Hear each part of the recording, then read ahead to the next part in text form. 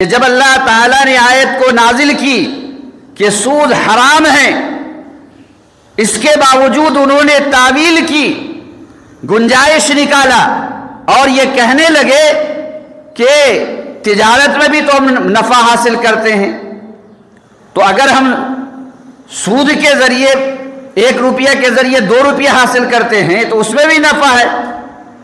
تو اللہ تعالیٰ نے کیا کہا؟ ذَلِكَ بِأَنَّهُمْ قَالُوا إِنَّمَا الْبَيْعُ مِثْلُ الرِّبَا۔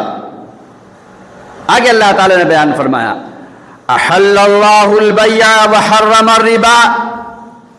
سنو، اللہ تعالیٰ نے کسی چیز کو حلال کر دیا ہے تو یہ اللہ تعالیٰ کے اختیار میں ہے کہ جن چیزوں کو چاہے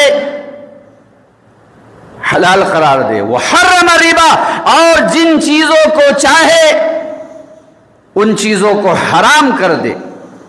کیوں؟ اس لیے کہ مکمل شریعت کا نازل کرنے والی ذات کون ہے؟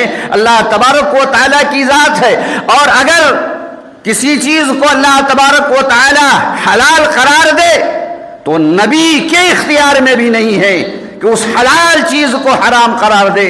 چنانچہ آپ صلی اللہ علیہ وسلم کے متعلق یہ باتیں آتی ہیں کہ آپ صلی اللہ علیہ وسلم اپنے بعض ازواج مطہرات کے پاس گئے اور آپ کی ازواج مطہرات نے آپ کو شہد پیش کیا، آپ نے شہد کو نوش فرمایا۔ دوسری شریک حیات کے پاس جب گئے تو اس نے کیا کہا کہ آپ کے منہ سے کچھ بدبو آ رہی ہے۔ وہ سوکن جو جل رہی تھی، جلنے کے بنیاد پہ کہا کہ مغافیر کی بو آ رہی ہے۔